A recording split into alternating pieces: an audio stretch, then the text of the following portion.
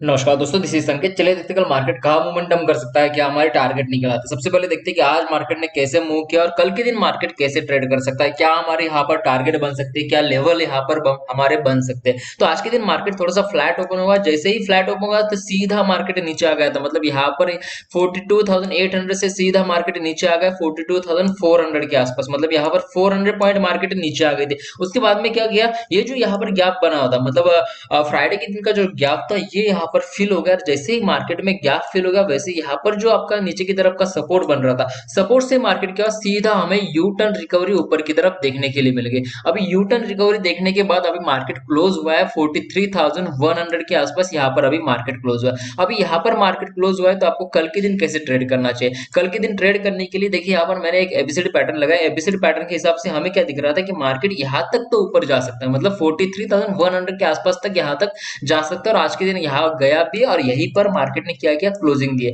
अभी यहाँ पर क्लोजिंग देने के बाद कल के दिन आपको क्या करना है कि थोड़ा सा यहाँ पर वेट करना है। मार्केट कहाँ ओपन होता है ये देखना। पहले पहले अगर मार्केट फ्लैट ओपन होती है या फिर गैप डाउन अगर मार्केट ओपन होती है तो इसी रेंज में ट्रेड करने की कोशिश करेगी मार्केट, क्योंकि ये जो बन रहा है आपका, ये आपका क्या बन रहा है, एक मेजर रेजिस्टेंस बन रहा है ऊपर की तरफ 43,100 से लेकर 43,000 के आसपास। ये 100 पॉइंट का क्या बन रहा है आपका, एक आपका रेजिस्टेंस जोन बन रहा है। इस रेजिस्टेंस जोन से क्या हो सकता है, मार्केट थोड़ी सी नीचे आकर इसी रेंज में ट्रेड करने की कोशिश कर सकते हैं। क्योंकि यहाँ पर जो बना हुआ है बिल्डअप, जो बना ओआई बिल्डअप जो बना हुआ, तो वो बना हुआ है यहाँ पर 43,000 के आसपास। तो इसकी वजह से क्या हो सकता है कि आपके यहाँ पर क्या बन सकते हैं, ये आपको स्टॉप लॉस बन सकते हैं। यहाँ पर अगर मार्केट इसके ऊपर अगर जाता है, मतलब 43,100 के ऊपर अगर मार्केट जाता है तो यहाँ पर क्या होगा कि पूरे जो आपके सेलर्स है उसने क्या किया था, जो आपका यहाँ पर 43,000 का जो स्टॉप लॉस लगाया था, ये यहाँ पर क्या कर देंगे, आपका जो स्टॉप लॉस है वो निकाल देंगे। फिर यहाँ पर क्या हो सकता है, मार्केट में एक शॉर्ट कवरिंग मूव ऊपर की तरफ आपको देखने के लिए मिल सकता है। अदरवाइज यहाँ पर क्या होगा कि मार्केट थोड़ी सी नीचे अगर इसी रेंज में ट्रेड करने की कोशिश करेगी, नीचे की तरफ 43,000 और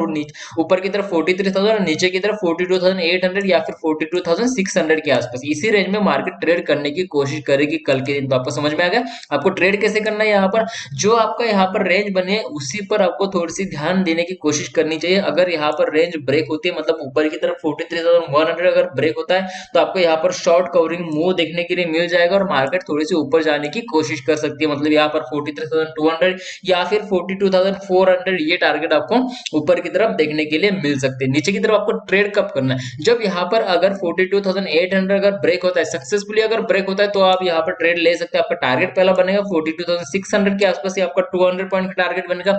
उसके बाद में नीचे की तरफ आपका टारगेट बनेगा फिर से आपका 42,400 के आसपास, ये आपका दूसरा टारगेट नीचे की तरफ देखने के लिए मिल जाएगा। तो आपको यहाँ पर क्या करना है, ये जो रेंज यहाँ पर बनी है इसी पर ध्यान देने की कोशिश करनी है। ऊपर की तरफ 43,100, नीचे की तरफ 42,800 के आसपास, इसी रेंज में अगर मार्केट ट्रेड करता है तो आपको एक साइडवेज मार्केट देखने के लिए मिल जाएगी और यहाँ पर आपकी जो प्रीमियम है वो डीके हो जाएंगे और आपके लॉसेस, ऑप्शन बायर के लॉसेस होंगे और ऑप्शन सेलर यहाँ पर अच्छा खासा पैसा कमा सकते हैं। आपको अगर आपको ये एनालिसिस समझ में आ गया तो वीडियो को लाइक कीजिए और चैनल को भी सब्सक्राइब कीजिए। अभी देखते हैं कि निफ्टी में हमें कैसे ट्रेड करना चाहिए। निफ्टी में ट्रेड करने के लिए मैं यहाँ पर 15 मिनट का चार्ट लगा रहा हूँ।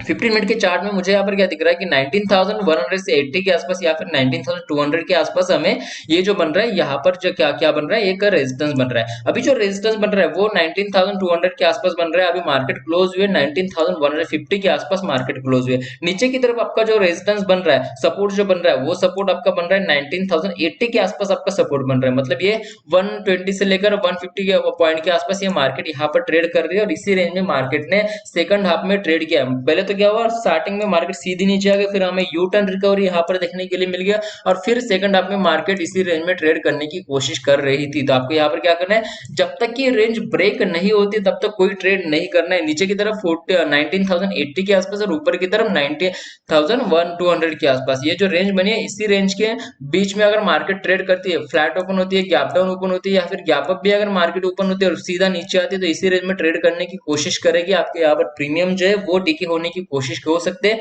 और ऑप्शन सेलर यहाँ पर पैसा बना सकते हैं, ऑप्शन बायर पैसा नहीं बना सकते। जब तक ये रेंज ब्रेक नहीं होती तब तक कोई भी पैसा यहाँ पर नहीं बनेगा।